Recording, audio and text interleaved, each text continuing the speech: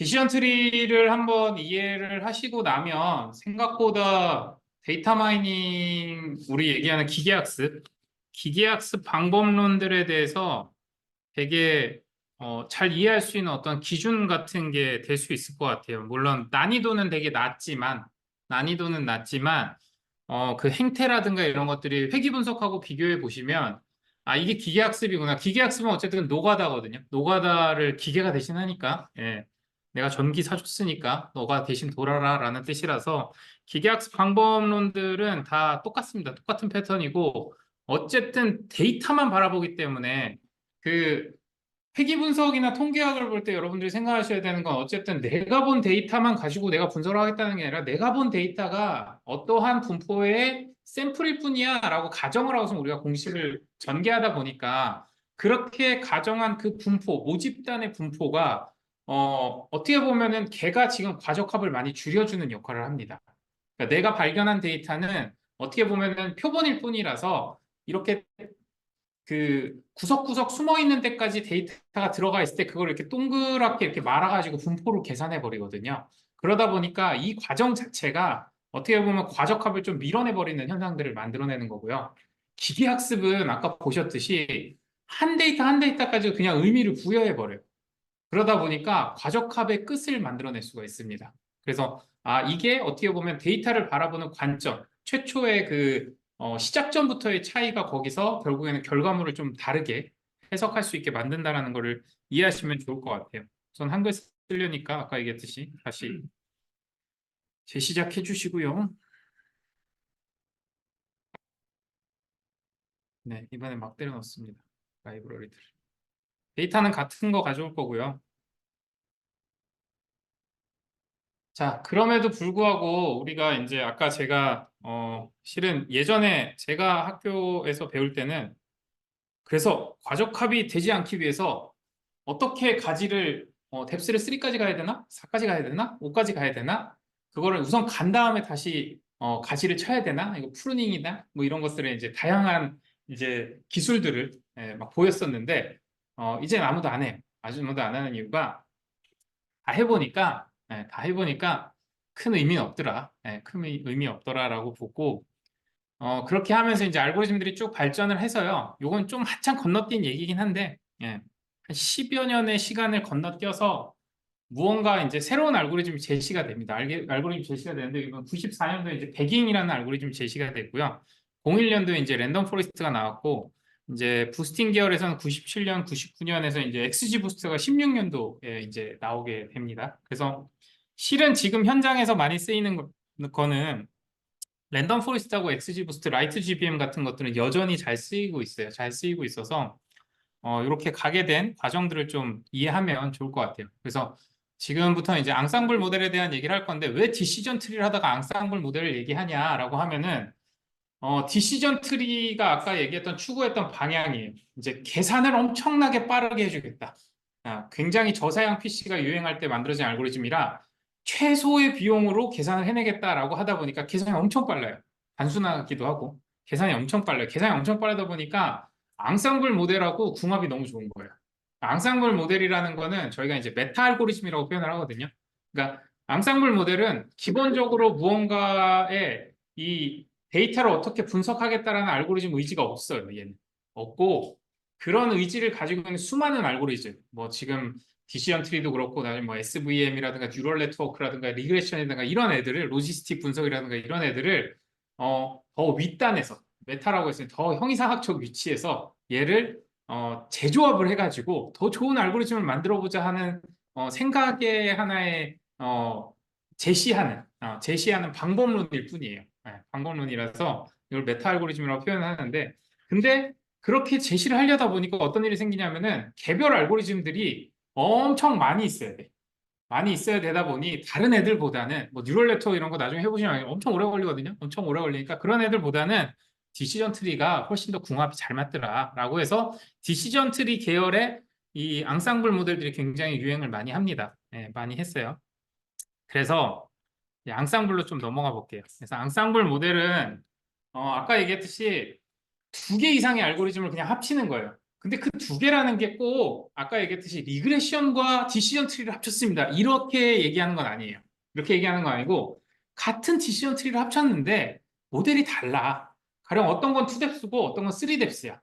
뭐 어떤 거는 이제 다른 데이터들을 이용했고 여기서는 뭐 서울에 있는 데이터만 이용했고 저거는 지방에 있는 데이터만 이용했어. 이것도 모델은 다른 겁니다. 그냥 모델이 다르다는 거는 모델의 알고리즘이라고 하는 영역이 다른 게 아니라 그 결과물, 인스턴스화가 된 결국에는 조건이 다 붙어 있는 그 최종 프리딕이 가능한 형태의 알고리즘이 다르다는 거예요. 숫자 하나만 달라도 다른 거예요, 결국엔. y는 ax 플러스 b 하는데 a가 0.1인 것과 0.11인 건 다른 겁니다. 그 다른 모델들을 어떻게 조합해서 더 높은 성능을 만들 거냐라는 거에 대한 고민이 앙상블 알고리즘이에요. 그래서 제시하는 게 크게 두 가지 방법론이었어요. 첫 번째는 보팅을 해보자. 그래서 쉽게 말하면 알고리즘 10개 세워놓고 데이터를 줬어. A라는 데이터를 딱 줬는데 야, 이 A 데이터가 감소 도시인 것 같아? 비감소 도시인 것 같아? 그때 10개 모델이 쫙 앉아가지고 6명이 감소인 것 같습니다. 그 다음에 4명이 감소 아닌 것 같은데요? 라고 하면 이건 감소야. 라고 결정하자가 보팅이에요. 너무 간단하죠. 투표하자라는 겁니다.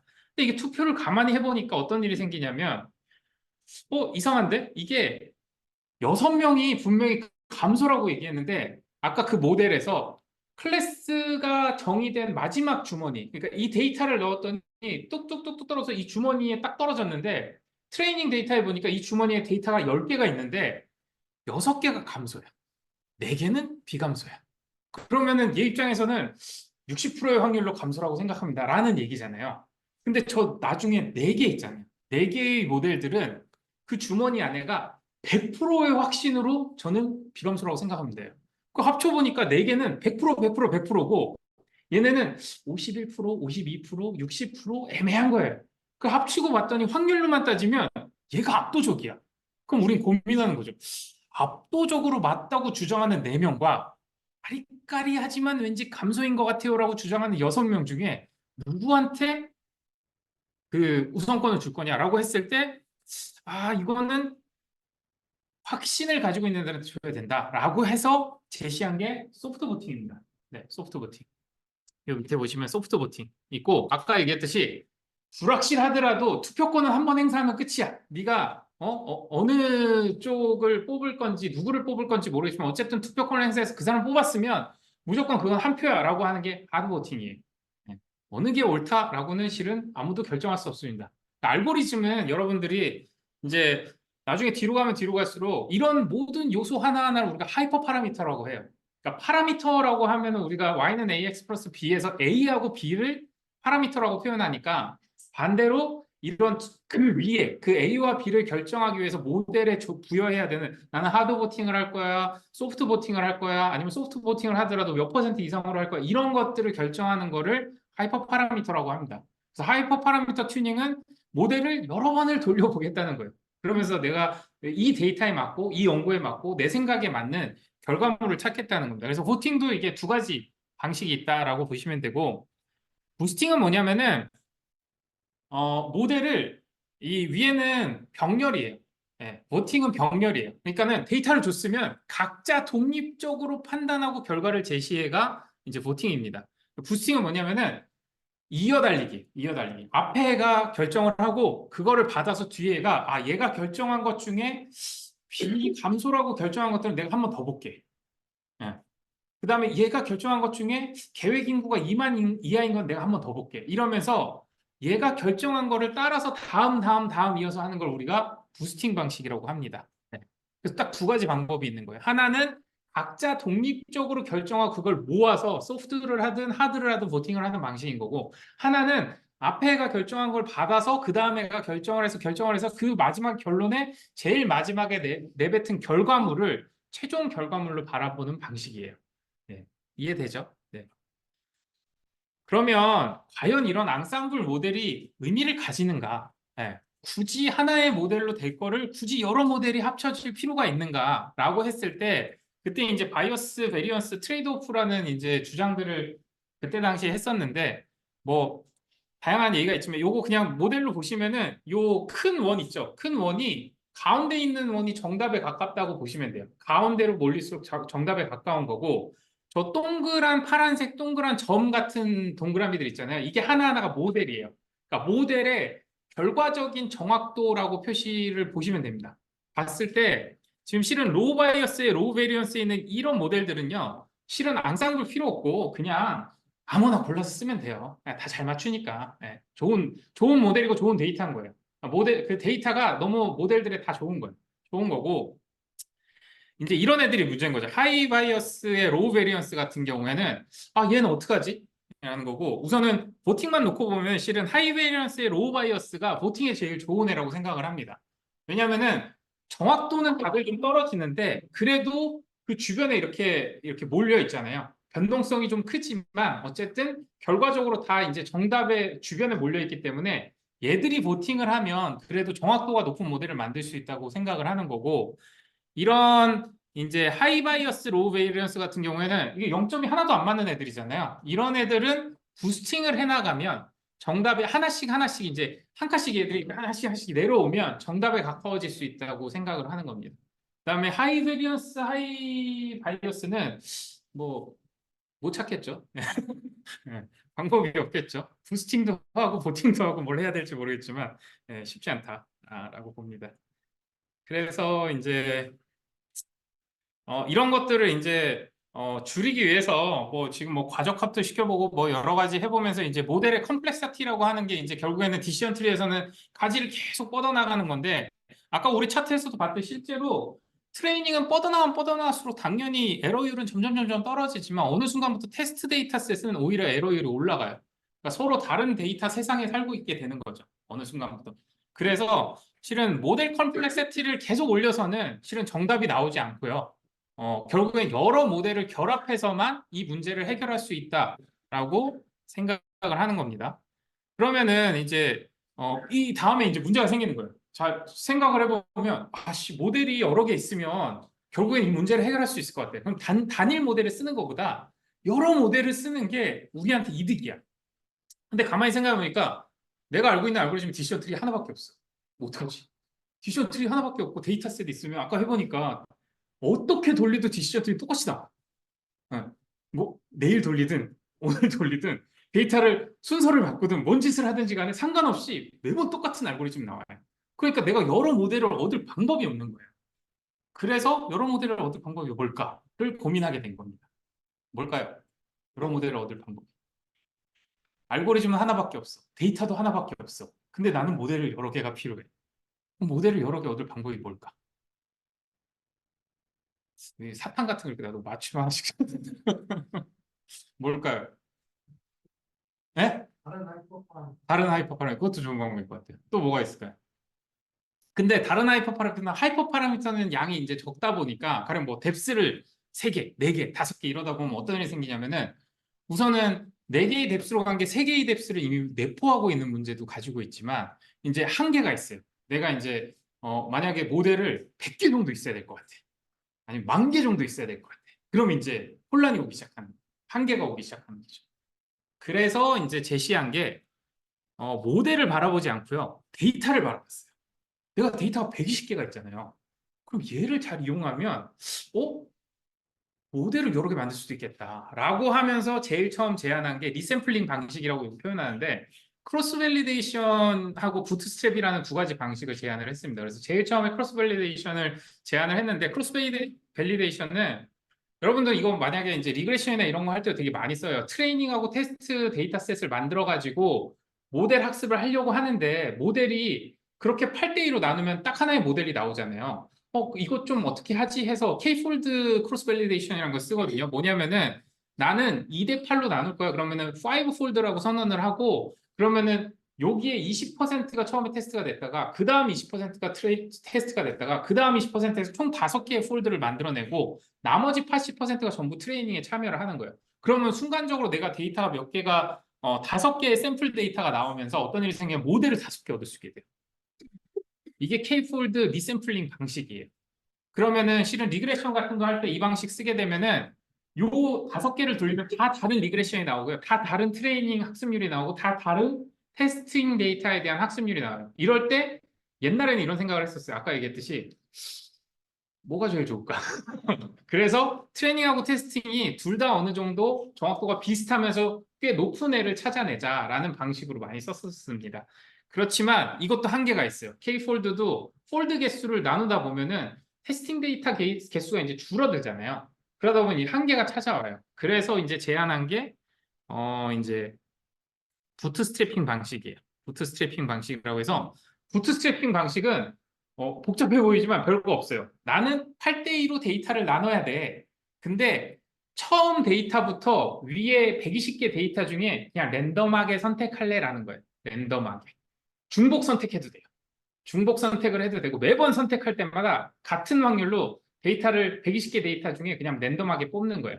그래서 트레이닝 데이터를 100개를 만들고 테스팅 데이터를 20개를 만들자라고 하는 게 부트스트랩 방식입니다. 그럼 이 부트스트랩 방식의 장점은 뭐냐면은 무제한으로 만들어낼 수 있어요.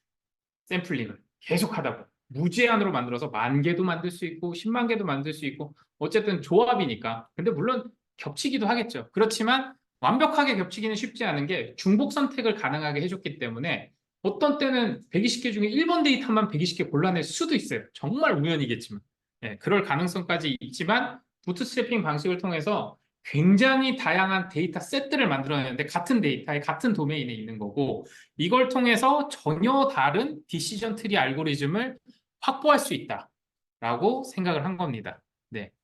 그래서 부트스트래핑을 통해서 만들어진 여러 개의 샘플 데이터를 학습한 디시전 트리들을 합쳐서 투표하자라는 게 백인이에요. 엄청 길죠. 네.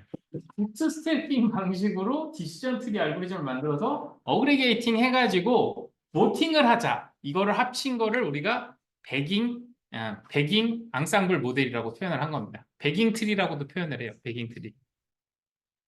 단순하죠. 그 머릿속에 정신에 보시면 120개 데이터가 있는데 120개 데이터를 만약에 우리가 10개의 디시전 트리 모델의 앙상블 모델을 구하고 싶어. 보팅으로. 그러면은 10번을 랜덤 추출을 하는 거예요. 그런 다음에 10개의 디시전 트리를 확보한 다음에 그 10개의 디시전 트리를 가지고 앙상블 기법으로 예측을 하고 그 예측 결과를 비교할 수 있게 되는 거죠. 이해되죠? 네.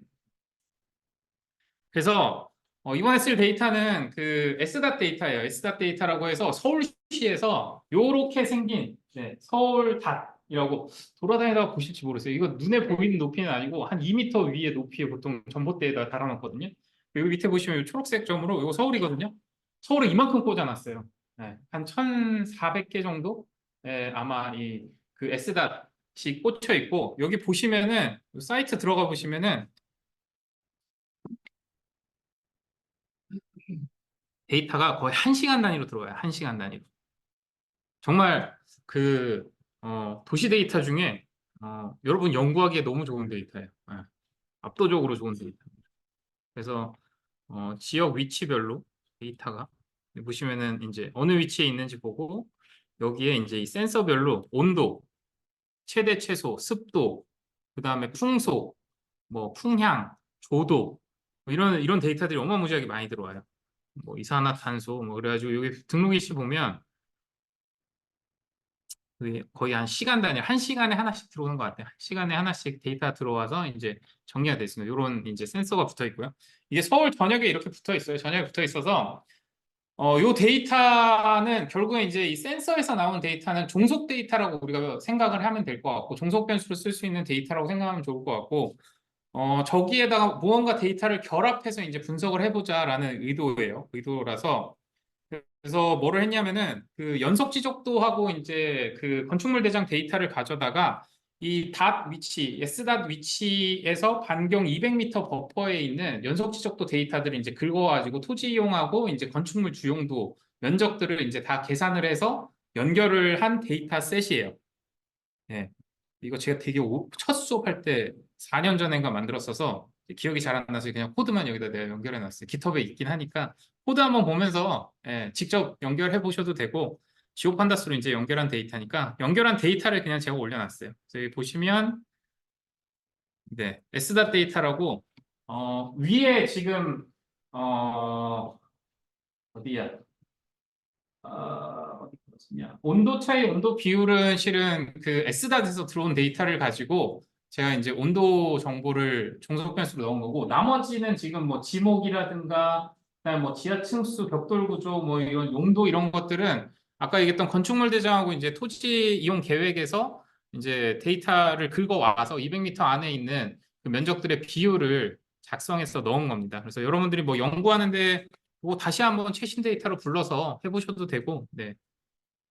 재밌어요. 네. 그래서 이제 Stat 데이터고요. 우선은 이번에 이제 요렇게 한번 데이터를 분석해 보려고 합니다. 그래서 도로의 면적, 그러니까 200m 안에 그 토지 지목이 도인 거하고 그다음에 대인 거. 이거 뭔지 알죠? 도 같은 경우에 도로예요, 도로. 도로의 면적이고 대 같은 경우에 대지니까 건물이 올라갈 수 있는 토지라고 보시면 됩니다. 지목이. 네, 그렇게 되어 있는 거를 이제 이렇게 표현해 보시면 데이터 개수가 얼마가 되지?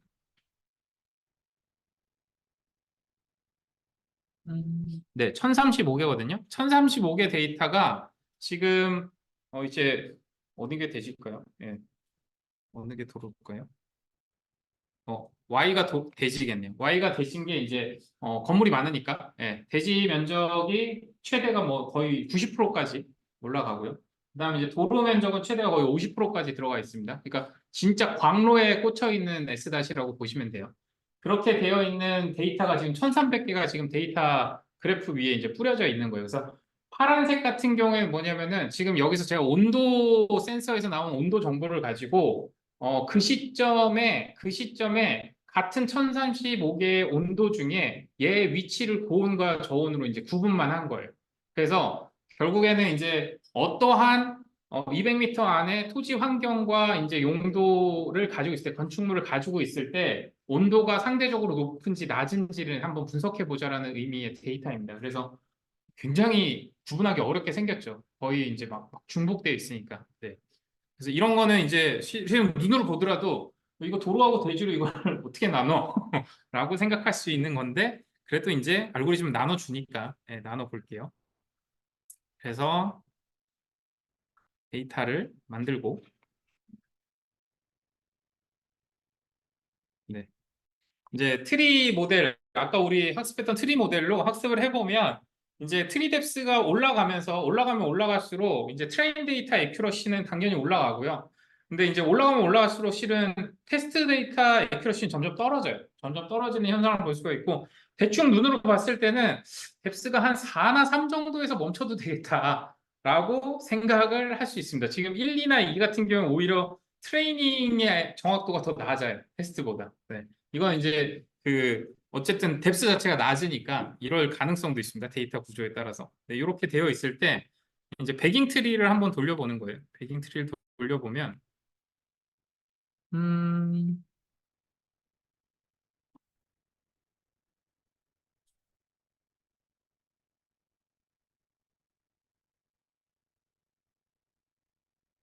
이제 배깅 트리의 하이퍼 파라미터는 뎁스는 보통 이제 우리가 앙상블 모델 쓸 때 디시전 트리를 크게 제일 많이 쓰는 거는 이제 위크 러너라고 해가지고 원뎁스짜리 디시전 트리도 많이 써요. 그러니까 딱 한 번만 나누는 애들도 많이 쓰고요. 근데 보통 3뎁스 정도도 많이 씁니다. 3뎁스 정도의 깊이를 가지고 있는, 그러니까 어떻게 보면은 과적합이 좀 덜 될 수 있는 데이터 셋을 가지고 이제 배깅 트리를 하는데, 그럼 배깅 트리를 하려면은 뭘 결정해야 되냐면은 이스티메이터를 몇 개를 만드는지가 중요한 하이퍼 파라미터예요. 그러니까는 내가 배깅을 하려고 했을 때 보팅을 해야 되는데, 보팅을 하려면 우리가 부트스트랩 방식으로 이제 샘플을 몇 개 그룹을 만들 거냐, 그래서 디시전 트리 몇 개를 얻어낼 거냐인데, 배깅 같은 경우에 지금 여기 보시면은 여기 이제 밑에가 0부터 100개까지 이제 늘려본 거예요. 그러니까 과연 디시전 트리들이 많이 늘어나면 많이 늘어날수록 정확도가 올라갈까? 아니면은 뭐 떨어질까? 그 다음에 일반화가 좋아질까? 나빠질까? 이런 걸 그냥 한번 보자는 의미죠. 그러면은 여기 보시면은 이제 초반에는 0이나 1 같은 경우에 실은 배깅 트리가 혼자 있는 거니까, 혼자 있는 거에 가까우니까 큰 의미가 없고, 한 10개부터 이제 정확도가 올라가기 시작합니다. 그래서 트레이닝 알고리즘의 정확도도 어느 정도 올라오고 테스팅 알고리즘도 같이 올라와요. 네, 테스팅 트레이닝이 0.66에서 0.70, 그 다음에 0.76 정도에서 이제 0.82까지. 뎁스는 늘린 게 없어요. 뎁스는 위에 알고리즘 보시면 다 3이에요. 3짜리 뎁스가 3짜리 디시전 트리를 한 20개쯤 모으니까 트레이닝도 굉장히 좋아지고 테스팅 데이터에 대한 정확도도 굉장히 높아졌다는 거예요. 결국에는 우리가 지금 디시전 트리 하나의 모델을 가지고 메타 알고리즘을 하나 씌워보니까 같은 알고리즘인데 이거를 20개를 묶어보니 훨씬 더 좋은 성능의 알고리즘을 우리가 얻을 수 있더라라는 거예요. 다만 단점은 뭐겠어요? 단점은 복잡해져서 해석이 어려워지는 거예요. 해석이. 그러니까 이전엔 디시전 트리 너무 간단하죠. 이렇게 분기 갔으니까 이렇다라는 건데 지금 얘를 해석하려면 20개 모델들이 어떤 분기를 따라가서 얘를 어떻게 결정했는지를 설명해야 되잖아요. 그러니까 복잡도가 늘어나서 어떻게 보면은 인간이 인지할 수 있는 해석력이 점점 떨어지는 거예요. 이게 정확도랑 이런 것들을 우리가 타겟팅해서 학습을 해나가다 보면 사람이 이해할 수 있는 영역이 점점 줄어듭니다. 이런 한계점을 가지고 있어요. 그렇지만 성능은 괜찮아졌다. 그렇지만 이제 보시면 이스티메이터가 늘어난다고 해서 무궁무진하게 늘어난다고 해서 무조건 좋아지진 않아요. 네. 그래서 여러분들이 이런 것들은 이제 여러 가지 이제 데이터나 이런 테스트를 하면서 알고리즘이 하이퍼 파라미터가 어떻게 작동하는지 실은 어떤 데이터는 훨씬 더 많았을 때 좋을 수도 있어요. 복잡도가 높은 데이터들 같은 경우 그런 것들을 여러분 이제 테스트 해보면서 결정하면 좋을 것 같아요. 그래서 요거는 네. 배깅 트리 같은 경우에는 그래도 가지고 있는 장점이 하나가 있는 게 피처 임포턴스에 대해서 동일한 기준을 우리가 가져갈 수가 있어요. 왜냐하면은 100개 만약에 우리가 이스티메이터로 배깅 트리를 만들었다고 하면은 100개의 디시전 트리가 생긴 거잖아요. 그럼 이 100개의 디시전 트리는 물론 다른 데이터로 샘플링을 해서 만들었으니까 다른 모양의 트리를 갖고 있겠지만 어쨌든 트레이닝 데이터셋에서 지니 인덱스를 확 줄여준 변수들이 누구인지에 대해서는 이 20개 모델들이 다 제시를 할 수가 있는 거예요. 그거를 다 서메이션 해보면 어떤 변수들이 가장 영향을 많이 줬는지 우리가 알 수 있는 겁니다. 이거 같은 경우에는 지금 배깅 트리를 할 때 제가 데이터를 다 부여를 한 거예요. 그래서 지금 110개의 변수가 들어간 겁니다. 110개의 변수가 들어가서 어떻게 하면은 온도의 고온과 저온을 판단하는지 여기서 보면 이제 산임이라고 하면은 여러분들 이제 녹지죠. 예. 산림이나 임야가 어느 정도 면적을 차지하느냐가 결국에는 지금 이 온도를 결정하는데 되게 중요한 요인이다. 그리고 단독주택의 면적도 되게 중요한 요인이고 대지의 면적도 중요한 요인이다. 방향성은 존재하지 않습니다. 피처 임포턴스에서 벡터 그 리그레션 벡터하고 가장 큰 차이는 방향성을 제시하지 않아요. 플러스에 영향을 준 건지 마이너스에 영향을 준 건지 제시하진 않지만 어쨌든 진이 인덱스를 줄이는 데는 탁월한 영향을 줬다라고 표현을 하는 거예요. 그래서 이렇게 이제 제시를 하는 거예요. 이 배깅 알고리즘 같은 경우에는 어떻게 돌리더라도 랜덤 샘플링을 다시 하더라도 계속 거의 똑같이 이제 실은 산임이 되게 중요하겠죠. 상식적으로 생각하더라도 이렇게 표시가 되는 겁니다. 이 밑에 있는 애들은 이제 크게 영향을 못 준 거예요. 나머지 변수들은. 네. 이해돼요? 배깅 트리가? 간단하죠. 자, 이제 배깅 트리의 문제점을 한번 생각해 보면 좋을 것 같아요. 배깅 너무 좋아. 보팅 너무 좋아. 우리가 리샘플링 방법을 얻어가지고, 야, 모델을 100개, 1000개, 10,000개도 만들 수 있어. 그래서 모델을 100개, 1000개, 10,000개를 만들어서 보팅을 해보니까 원래 알고리즘보다 성능도 좋아져, 테스트 데이터의 성능도 좋아졌다는 거는 과적합도 없앴어, 일반화도 많이 생겼어. 너무 좋아. 근데 뭐가 단점이지? 뭐가 단점일까? 단점이 뭘까요? 배깅 트리의 단점. 뭐가 있을까요? 시간이요? 시간이 오래 걸린다. 실은 앙상블 모델은 다 시간이 오래 걸리기 때문에 괜찮습니다. 시간. 네. 특히 백인 같은 경우에는 잘 생각해 보면은 리샘플링만 해서 던지면 병렬 연산이 가능해요. 병렬적으로 개별 연산해가지고 갈 수 있기 때문에 시간 제약이 오히려 더 적어요. 누가 시간 제약이 가장 강하냐면은 XG 부스트 같은 부스팅 알고리즘. 부스팅 알고리즘은 앞에 가 계산이 끝날 때까지 나는 가만히 있어야 돼. 팔짱 끼고. 그래서 순차적으로 계산이 되기 때문에 직렬 연결이라서 엄청 오래 걸립니다. 알고리즘이 좀만 무거워도 XG 부스트 같이 이제 부스팅 알고리즘들은 원본 해석하는 그 기계학습 알고리즘이 좀만 무거우면은 하루 종일 걸려요. 직렬로 기다려야 되니까. 근데 이런 애들은 배깅이나 보팅은 병렬이라서 만약에 자원만 충분하다고 하면 GPU 같은 건 다 병렬이잖아요. 병렬이라고 하면 굉장히 빠릅니다. 배깅의 가장 큰 문제점은 잘 보세요. 데이터가 원데이터가 지금 7개가 있어요. 그래서 이 원데이터 7개를 가지고 우리가 리샘플링을 했어. 예, 부트스트랩 방식으로 리샘플링을 했어요. 그래서 기가 막히게 이 데이터 창을 보세요. 데이터 필드가 있고 데이터 그 레코드들이 있는데 레코드는 랜덤하게 선택이 됐어. 여기 보면 1, 2, 6, 7, 4, 5, 6, 7, 1, 3, 5, 7 이러면서 모델마다 전혀 다른 데이터들이 학습에 참여하게끔 만들어줬어요. 근데 뭐가 문제예요? 여기서. 뭐가 문제냐? 변수는 다 참여를 했어요.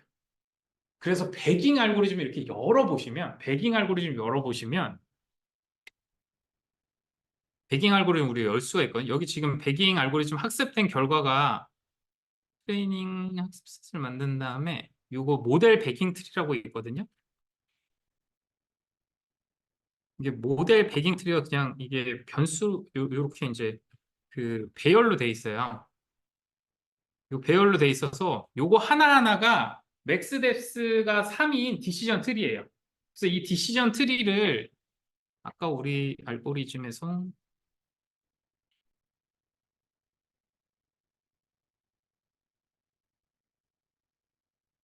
지금 우리 요거 보여주는 거 있었죠. 디시전 트리 보여줘.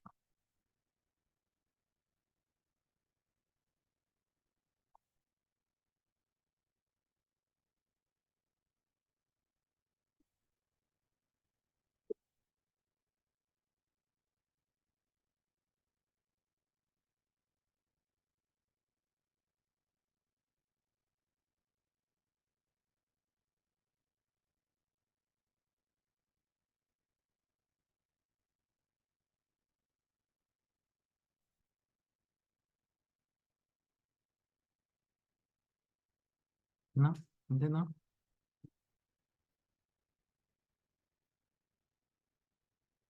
안 되네요. 모델을 보여주고 싶은데.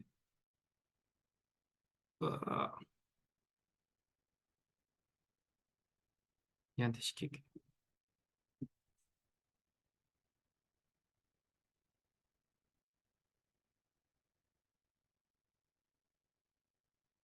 그래프 피지언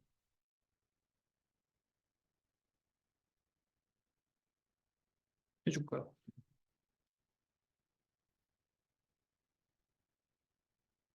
해주네요. 코드를 짤 필요가 없다니까요. 재민이가 다 쪄줘요. 네, 이게 보시면 지금 그 배깅 트리로 우리가 이제 100개의 배깅 트리를 구했는데 그 배깅 트리의 첫 번째 모델이에요. 첫 번째 모델 제일 위에 보시면 이제 대가 이제 중요한 데이터라고 나오죠. 그 다음에 얘 두 번째 모델 한번 보시면 산 이미 나오고 세 번째 모델 이건 네 번째 단독주택 나름 좀 다채로운데 5번 산임 8번 산임 네. 이게 보다 보면 무슨 일이 생기냐면 대부분의 데이터가 제일 첫 번째 나누는 부분 기준이 다 같은 변수예요. 네. 왜냐? 데이터가 아무리 샘플링이 잘 됐다 하더라도 정말 한쪽으로 치우치지 않는 이상 아까 우리도 해봤잖아요. 계획 인구하고 시가용지 보면 계획 인구가 압도적으로 잘 나눠. 그럼 뎁스가 투뎁스 갈 때까지는 시가용지는 아예 참여를 못해요. 그럼 아무리 데이터를 우리가 랜덤하게 나눴다 하더라도 얘는 모델들이 어쨌든 편향을 타게 되는 거예요. 무슨 편향을 타냐면은 변수의 편향을 탈 수밖에 없다는 거예요. 이런 문제가 생깁니다. 배깅 트리가. 이해돼요? 그럼 어떻게 하면 될까? 이렇게 되었을 때 어떻게 하면은 진짜 우리가 원하는 보팅을 할 수 있는 앙상블 모델을 얻을 수 있을까? 우리가 원래 모델을 얻으려고 했던 거는 데이터를 리샘플링을 해서 얻으려고 했던 모델은 어떤 모델들이었어요? 모델들이 서로 차별화된 모델을 원했던 거예요. 각자 좀 생각을 가지고 조금 자기의 주장을 할 수 있는 모델들, 전혀 다른 주관을 가지고 있는 사람들이 모여서 보팅을 해야 어쨌든 다수결의 원칙에 맞더라도 맞는 데이터를 하는데 다 똑같은 교육을 받았어. 그래서 거의 거수기계 수준이야. 변수만 보면, 그 산임만 보면 다 손을 들어. 그러면 이 모델이 과연 보팅을 하는 의미가 있을까? 다 천편일률적인 모델인데? 라고 하면서 제시한 새로운 모델이 랜덤 포레스트입니다. 그래서 랜덤 포레스트가 가지는 의미 자체는 실은 랜덤이라는 영역이 어디서 발생되냐면은 데이터의 리샘플링은 당연히 랜덤이 부트스트래핑 방식을 쓰니까 그런데 변수조차도 랜덤 선택을 해보자라는 거였어요.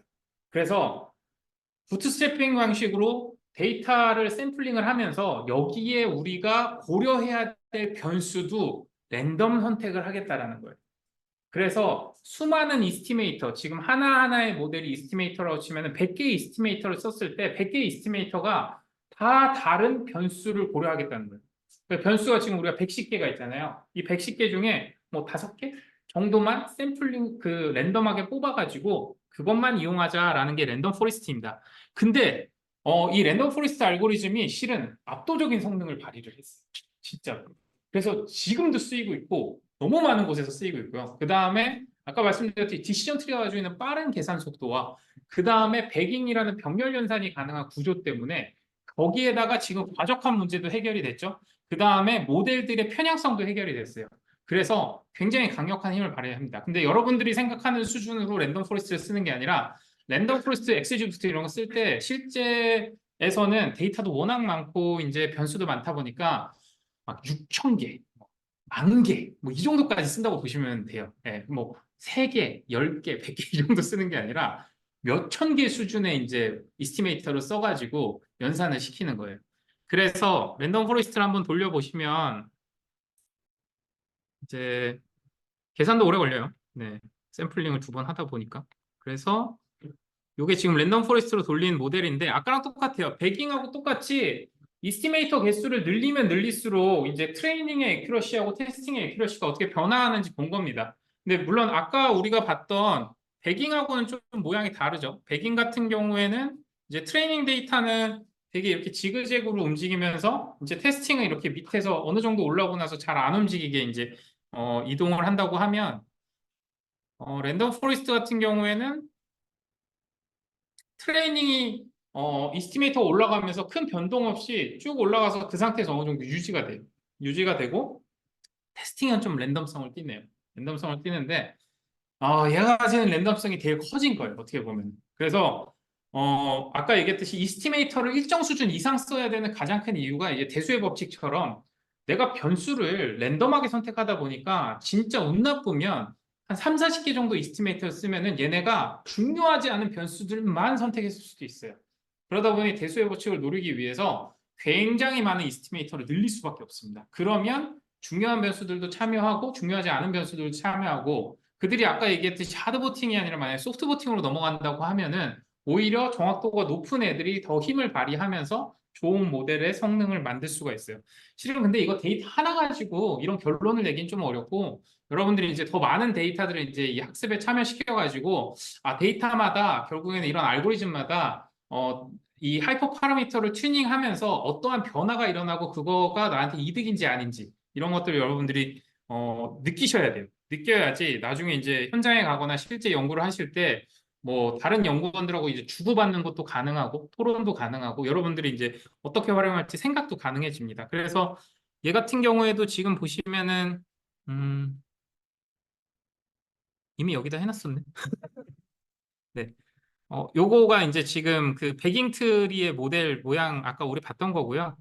이제 랜덤 포레스트 같은 경우에 여기 보시면 첫 번째 산임이 들어가 있잖아요. 근데 1번 얘도 산임은 이 산임은 웬만한 랜덤성에서 벗어나지지 않아요. 갑자기 산도라는 애가 나오죠. 산도라는 애도 나오고 네, 단독주택 예, 얘는 뭐 쟤도 나가던 애니까 뭐가 있을까?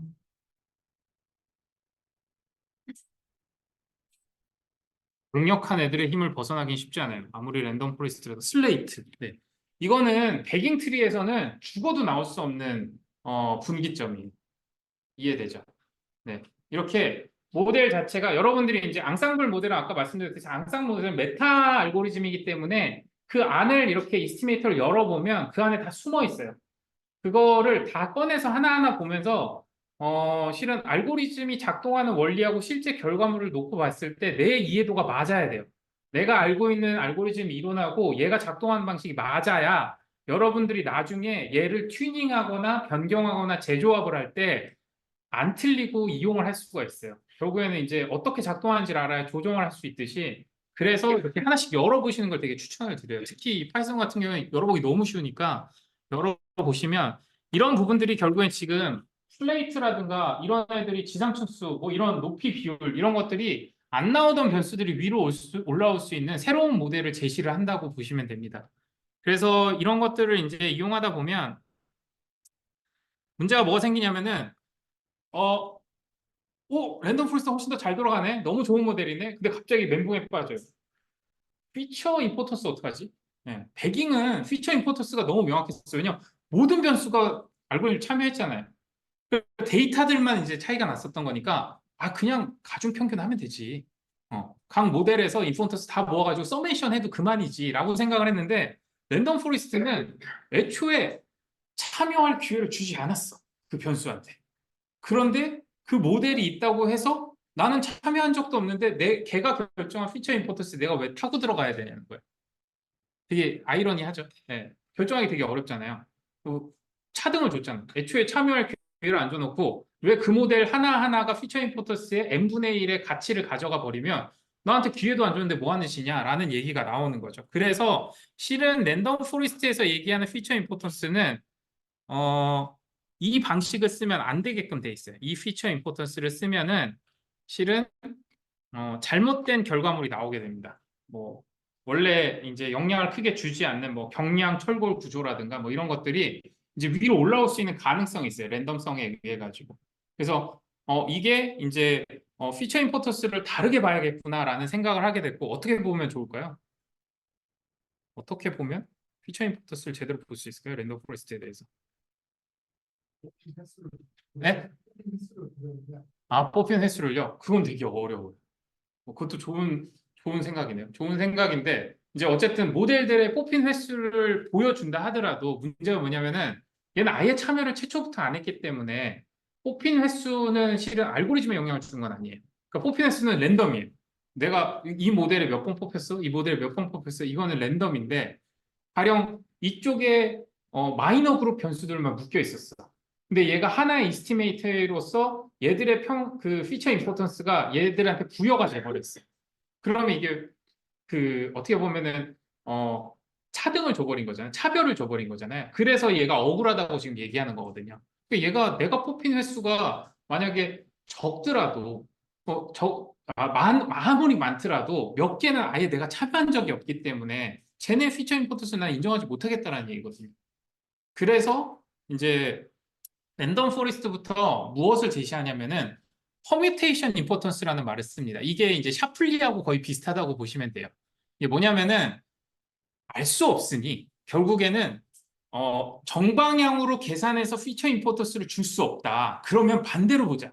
반대로 어떻게 볼 거냐면은 데이터를 쭉 깔아놓고 변수를 하나의 변수만 위아래로 랜덤을 바꿔보는 거예요. 변수. 그러니까 실제 데이터에서 하나의 변수씩만 다 통제해놓고 변수의 값을 바꿔보는 거예요. 그랬을 때 뭐를 보겠냐? 에큐러시 변화를 보자는 거예요. 그러니까 이 변수의 값을 내가 흔들어 봤더니 전체 데이터의 정확도가 막 흔들려. 그러면 어떻게 되는 거예요? 이 변수 너무 중요한 거 아니야? 라고 판단하는 거예요. 그 다음에 또 어떤 데이터는 막 흔들어 봤어. 거의 끝과 끝으로 데이터들을 막 변경을 해봤어. 근데 나머지 데이터들이 너무 굳건하게 버티고 있기 때문에 얘의 결과값은 바뀌지 않아. 그럼 얘는 별로 안 중요한 변수네. 라고 생각하는 거예요. 이게 사후적으로 평가를 하는 거예요.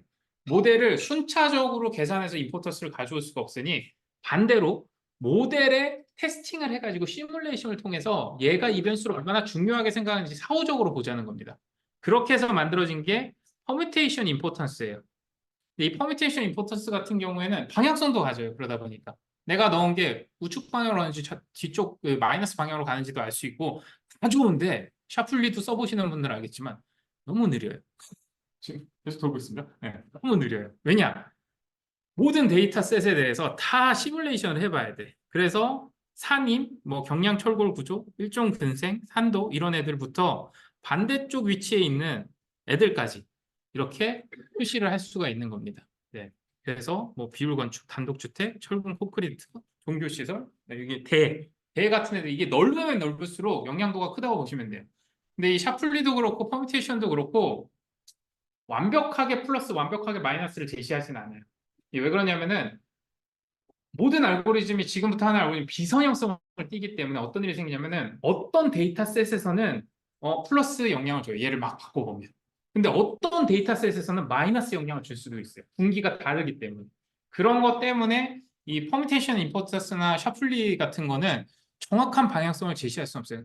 명확하게 데이터가 확정되고 나면 그 데이터의 나머지 변수들이 결정되어 있는 상태에서 얘의 영향도가 얼마다라고 우린 얘기할 수는 있지만 반대로 이 모델 전체가 전체 데이터에 대해서 어떤 방향성을 띠고 있는데 내가 어떻게 알아? 앞에 얘가 키가 크면 얘는 플러스고 키가 작으면 마이너스고 키가 너무 작으면 아예 영향을 안 미치고 이런 얘기를 해야 되는데 그거를 한마디로 설명해봐. 영향을 주긴 주는 것 같아. 이 정도밖에 우리가 얘기할 수 없다라고 보시면 됩니다. 네. 이해돼요? 네. 이게 백인이고요. 네. 그다음에 우리가 부스팅으로 바로 넘어갈게요.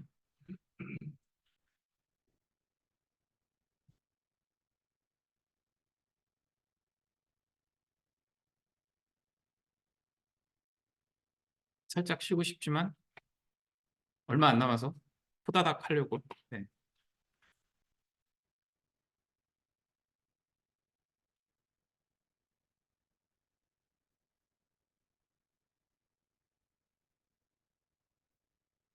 그냥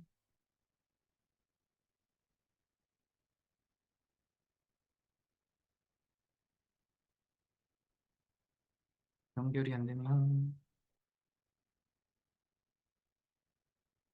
됐다.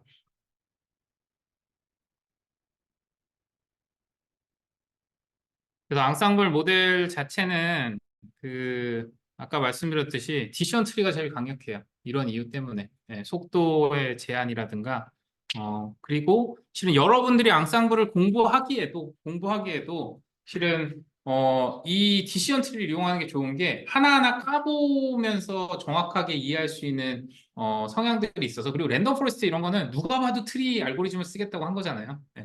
그러니까 그런 부분에서 장점을 가진다. 네, 실행했는데.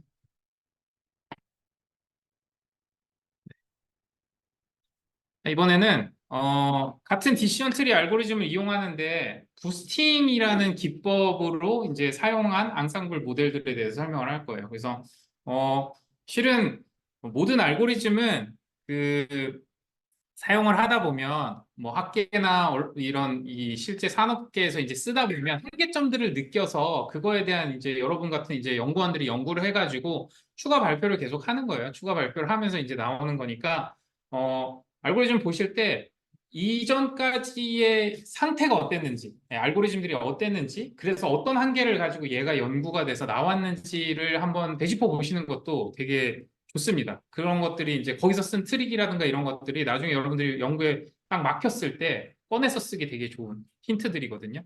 그래서 이제 부스팅도 마찬가지로 이제 알고리즘이 가지는 한계점에 도달해 있었어요. 이 97년도, 뭐 2000년대 초반 이럴 때는 뉴럴 네트워크도 실은 87년도부터 해가지고 잘 돌아가기 시작했고, 뭐 다양한 분야에 쓰이고 있었기 때문에 실은 2014년, 12년이죠. 12년, 14년에 발표된 논문이었나? 그런데 그게 한 12년까지 연구된 건데 그런 논문들이 막 나올 때까지만 해도 실은 다 비등비등하다.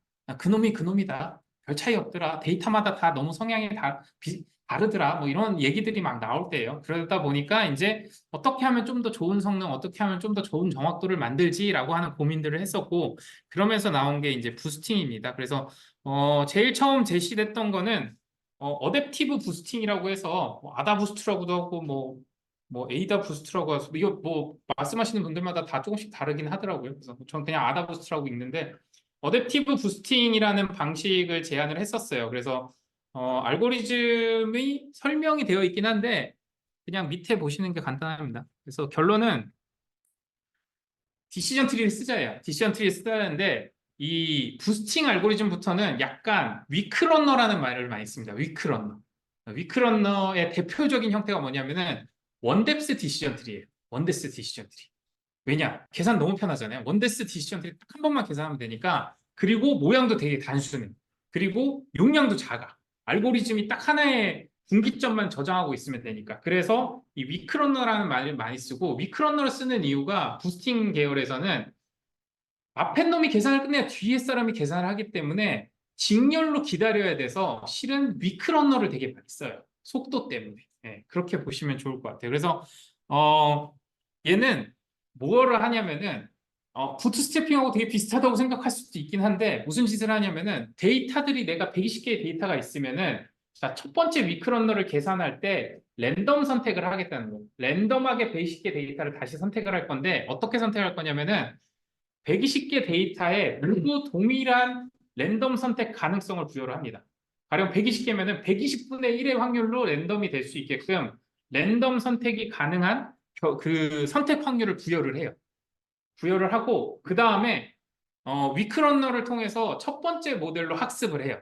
그럼 우리가 뭘 얻을 수 있냐면은 맞춘 데이터와 못 맞춘 데이터를 얻을 수 있어요. 그러고 나면.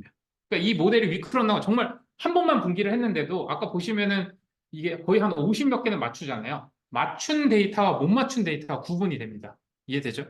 그러면은 얘는 데이터를 선택할 수 있는 랜덤으로 선택될 수 있는 확률을 이미 부여를 했었잖아요. 그러면은 얘 한번 맞췄잖아. 맞춘 애들은 줄여주는 거예요. 못 맞춘 애들은 다시 늘려주는 거예요. 그럼 어떤 일이 생기냐면 뒤로 가는 모델들은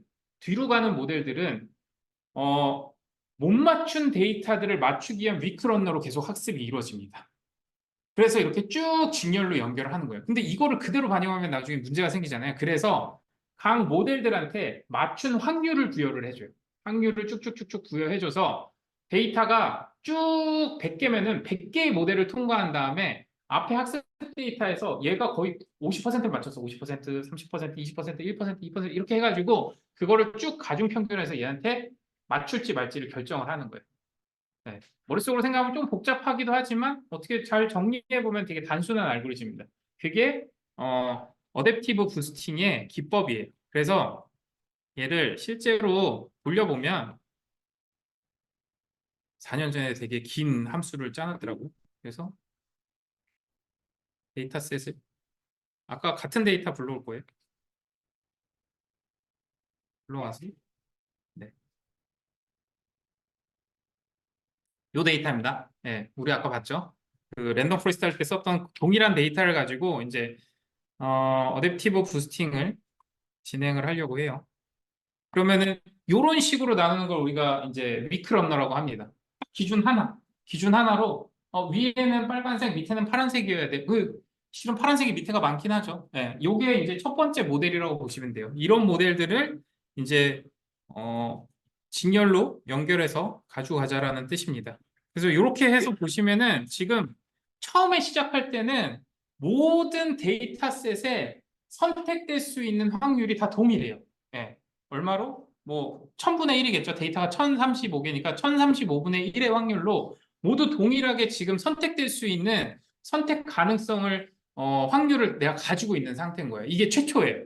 이게 최초고 그 다음에 이게 모델이 만들어진 거예요. 그러면 잘 생각해 보시면은 어떤 애들은 확률이 오히려 올라가고 어떤 애들은 확률이 떨어질 거냐면은 파란색 영역이 있는데 파란색 점인 애들은 이제 선택될 확률이 낮아져요. 그 다음에 빨간색 영역에 있는데 빨간색 점인 애들도 낮아집니다. 근데 반대, 빨간색 영역에 있는데 파란색 점인 애들은 당연히 확률이 올라갈 수밖에 없어요. 왜냐면 나는 이 모델이 못 맞췄으니까 뒷모델이 나를 맞춰줘야 되잖아 하면서 나의 선택되어질 확률이 올라가는 겁니다. 그렇게 해서 진행을 하다 보면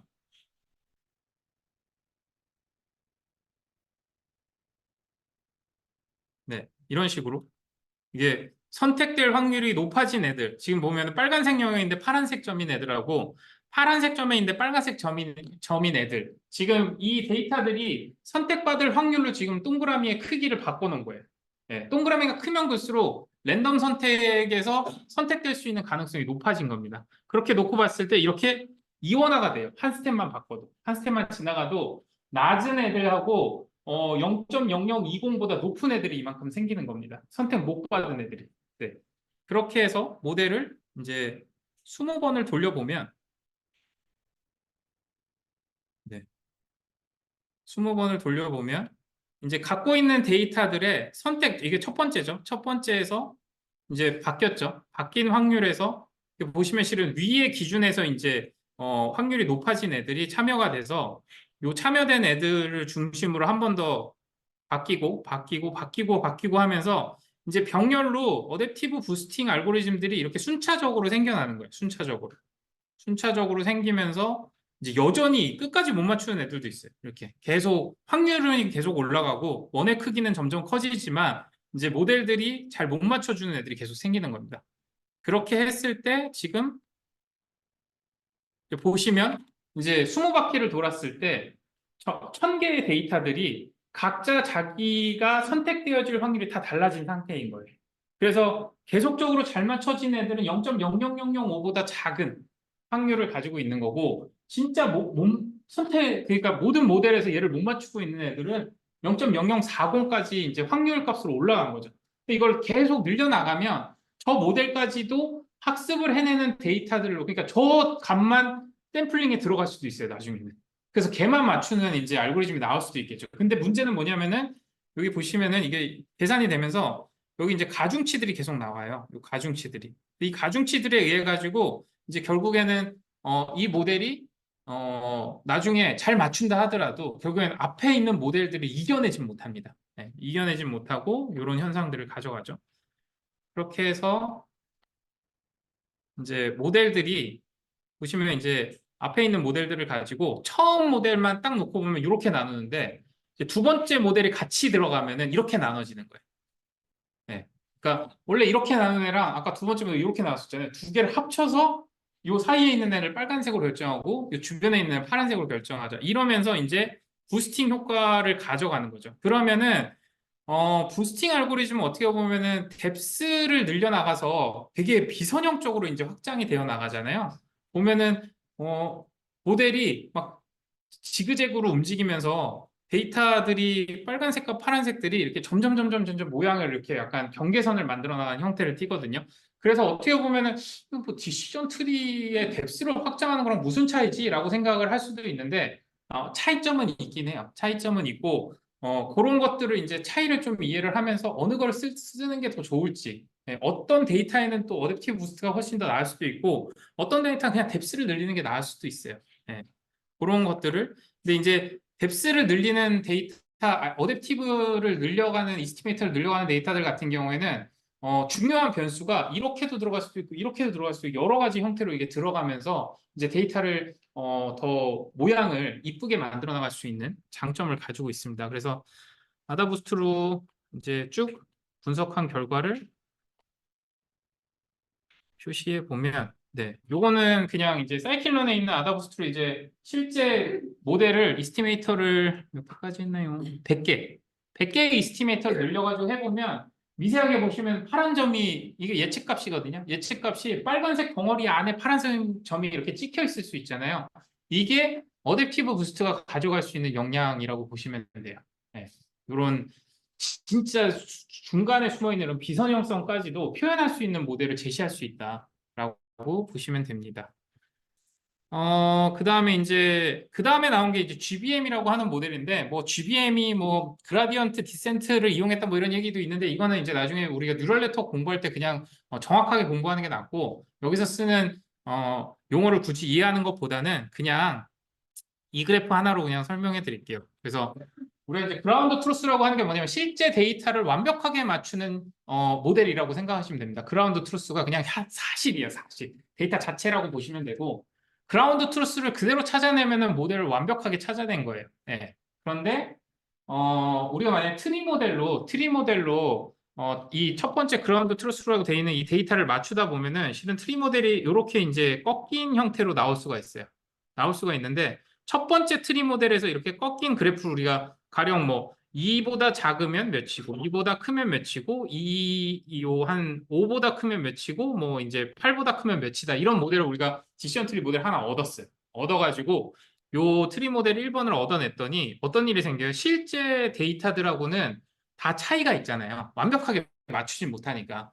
그럼 그 차이만큼을 이렇게 내려보면 결국에 이제 잔차 거죠. 잔차만 내려서 보면은 밑에 같은 그래프가 됩니다. 그러면은 새로운 데이터셋이 나한테 생긴 거야. 그거를 맞추는 두 번째 트리 모델을 구하고 여기서 또 나오는 잔차도 세 번째 모델이 맞추고 네 번째 모델이 맞추고 이렇게 하면은 결국에는 앞에 어댑티브 부스트 같은 경우, 아다 부스트 같은 경우에는 선택될 확률을 늘려나가면서 잘 못 맞추는 애들을 맞추는 모델을 가져가자였던 거고 GBM은 앞에 모델이 맞추고 남은 잔차를 학습하는 모델을 계속 만들자는 거예요. 그래서 언제까지 잔차가 제로에 가까워질 때까지 계속 만들면 얘를 그냥 서메이션 하면은 모든 경우의 수를 맞출 수 있는 GBM 모델이 나오지 않겠냐. 과적한 모델일 수도 있겠지만 그렇게 만들 수 있지 않겠냐라고 제시를 하는 겁니다. 그래서 GBM 모델로 만들어 보면 똑같은 과정을 GBM 만들어 보면 아까 우리가 봤던 아다부스트보다는 안에 이제 파란색 점들이 훨씬 더 정교하게 들어가 있는 것을 볼 수가 있어요. 잔차들을 계속 학습해 나갔기 때문에 이런 부분에 이제 디테일을 좀 더 살려 나갈 수 있고 어떻게 보면 적합도를 더 높여 나갈 수 있습니다. 우리가 지금 분석하는 데이터가 아까 처음에도 봤겠지만 빨간색과 파란색을 실은 이 직선 분기하는 위크러너를 가지고 나눌 수 있는 가능성 굉장히 낮은 데이터들이에요. 그럼에도 불구하고 이 랜덤 포레스트나 이런 알고리즘보다 이 부스팅 알고리즘 쓰면은 저 사이사이에 박혀 있는 차이점들을 생각보다 변수는 두 개밖에 안 줬어요. 도하고 대라는 지목 면적만 줬는데 그걸로도 찾아내지더라라는 거를 볼 수가 있습니다. 네. 그리고 그냥 쭉쭉쭉 설명하자면 그 다음에 XG 부스트, 라이트 GBM, 캡 부스트 이런 것들이 나오긴 했는데 알고리즘의 큰 차이는 없고요. 속도를 훨씬 더 혁신적으로 올려놓고 그 다음에 부스팅 방식에서 되게 많은 트릭을 썼어요. 그래서 이거는 뭐 연구원이나 몇 군데에서 이제 좀 독립적으로 만들어서 제공하는 알고리즘들이라 별도의 라이브러리들을 써야 되는 거고 그 다음에 많이 쓰이긴 합니다. 많이 쓰여서 그냥 똑같이 100개 이스티메이터로 XG 부스트도 돌려보고 알고리즘의 상세는 네, 저도 깊게 보진 않았어가지고 성능은 제일 많이 쓰이는 건 XG 부스트가 제일 많이 쓰이는 것 같아요. XG 부스트는 설치를 하고 보면 네, 이렇게 이제 100개 에스티메이터로 이 정도 표현을 해주고요. 실은 XG 부스트는 제일 많이 써봤던 게 6,000개? 네,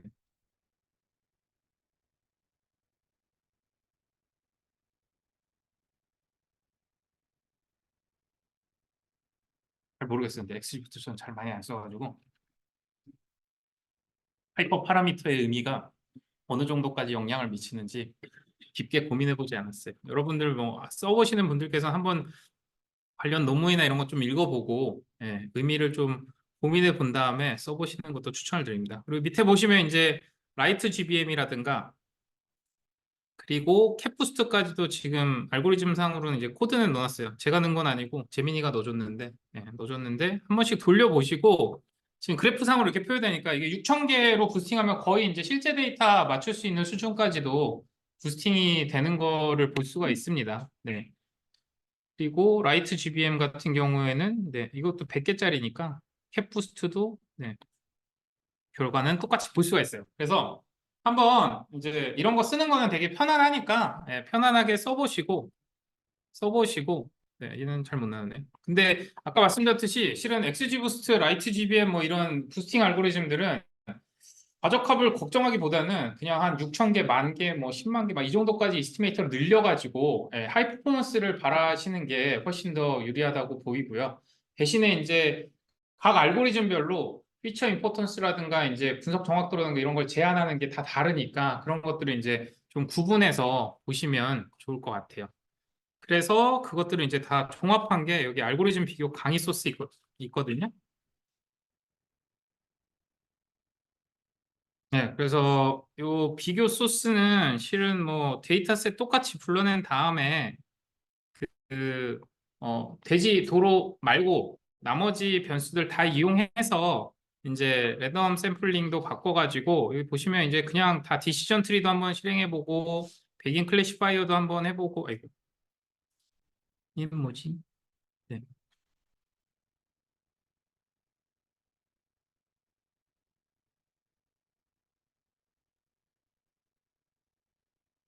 오류 설명을 재민이한테 시키면 재민이가 바꿔주더라고요. 얘한테 완전히 푹 빠져가지고 시간을 거의 몇 시간을 줄여주는 것 같아요. 음. 근데 이게 그 왜 영어를 번역 앱을 쓰다 보면 영어 실력이 점점 줄듯이 얘를 계속 쓰다 보면 코딩 실력이 줄는 것 같아요. 생각하고 싶지 않아져. 네. 얘도 오래됐네.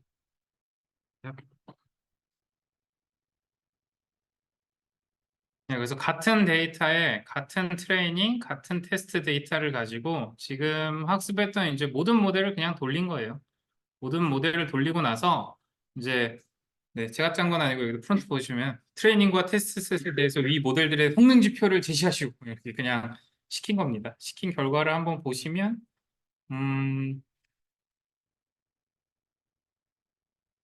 결국엔 우리가 해야 되는 거는 지금 이제 코딩도 뭐 다 해보고 하니까 뭐 이런 거보다는 알고리즘과 데이터를 가지고 우리 연구하는 목적에 맞춰서 이제 무엇을 도출하고 해석해내고 그걸 통해서 이제 이 연구 결과를 어떻게 도달하게 만들 거냐 이런 거에 더 집중하실 수 있는 세상이 된 것 같아요. 예. 굳이 막 뭐 파이썬 코드의 체계를 이해하고 이런 거 다 필요 없고 그냥 어차피 얘한테 다 시켜놓고 그 다음에 내가 원하는 시각화를 내놔라 결과 봐라 이러면서 결국에는 그래도 알고리즘에 대한 이해도는 있어야 된다고 봅니다. 그래야지 이제 우리가 그 결과를 가지고 어떻게 응용하고 어떻게 이제 발전시켜 나갈지, 어떤 데이터를 더 필요로 할지, 그다음에 그들의 관계가 무엇인지 이런 것들을 이해할 수 있는 거니까 이런 과정을 통해서 여기 보시면 이제 지금 디시전 트리 배깅, 그다음에 랜덤 포레스트, 아다부스트, GBM, XG부스트, 라이트 GBM, 캡부스트 해가지고 실은 트레이닝 애큐러시부터 해서 이제 테스트 애큐러시, 그다음에 이제 프리시즌, 리콜, F1 이렇게 다 표시를 했고요. 요거는 이제 차트상으로 표시해 보면 이렇게 한번 비교를 해볼 수 있을 것 같아요. 물론 이제 애큐러시가 우리가 중요한 모델의 목표냐라는 건 이제 별도로 하더라도 아까 말씀드렸듯이 우린 프리시즌이 중요해. 우리는 리콜이 중요해라고 하면 이제 별도로 다시 고민을 해봐야 되겠지만 이제 트레이닝 테스트 애큐러시만 놓고 봤을 때 지금 모델들이 대부분 다 이스티메이터를 높이다 보면은 트레이닝 데이터에 대해서는 이제 100%에 가까운 정확도를 보여주고 있고요. 오히려 이 중에서는 지금 테스트 알고리즘에 대해서는 GBM이 오히려 되게 높은 성능을 발휘를 하고 있어요. 이게 지금 하이퍼 파라미터는 다 동일하게 줬기 때문에 하이퍼 파라미터 튜닝까지 해가지고 우리가 이제 만약에 그리드 서치라고 표현을 하는데 그리드 서치라는 거는 이제 하이퍼 파라미터를 내가 어떻게 할지 모르겠으니까 모든 경우의 수를 그냥 다 땡겨 넣어보자라고 하는 건데 그런 서치 과정을 통해서 만약에 난 그냥 애큐러시가 타겟이야. 테스트와 트레이닝이 둘 다 가장 높은 애큐러시를 가진 모델이 타겟이야. 그럼 돌렸으니까 결과만 봐도 되긴 해요. 근데 이거를 이제 어떤 의미를 부여하고 어떠한 용도로 사용할 거고 그 다음에 변수들이 과연 이렇게 제공이 가능한지 이런 것들을 다 종합적으로 고려해서 알고리즘을 선택할 때는 각 알고리즘이 가지고 있는 특성들 이런 것들을 더 종합적으로 고민을 해서 결정을 하면 좋을 수 있다라고 생각합니다. 그래서 이제 오늘은 이제 디시전 트리에 대해서 우리가 이해를 하고 굉장히 단순한 알고리즘이지만 걔를 앙상블을 통해서 훨씬 더 퍼포먼스를 낼 수 있는 메타 알고리즘에 대해서 공부를 했고요. 요거는 이제 여기서 쓰고 있는 평가 지표나 이런 것들 여러분 다 한 번씩 다 고민해 보고 여러분 데이터에 적용해 보고 알고리즘 다 있으니까 데이터만 바꿔가면서 생각을 좀 해보시고요. 다음 주에는 바로 그냥 뉴럴 네트워크로 넘어갈 거예요. 뭐 SVM이나 이런 모델들을 더 추가적으로 공부할 필요 없이 이 정도면 아마 그 머신러닝이 막 혼란스럽게 움직이던 시기에 거의 모든 것들은 다 비슷한 맥락이다라고 생각을 해보시고 그 다음에 뉴럴 네트워크로 바로 넘어가도록 하겠습니다. 오늘은 여기까지 할게요. 네, 고생하셨습니다. 네.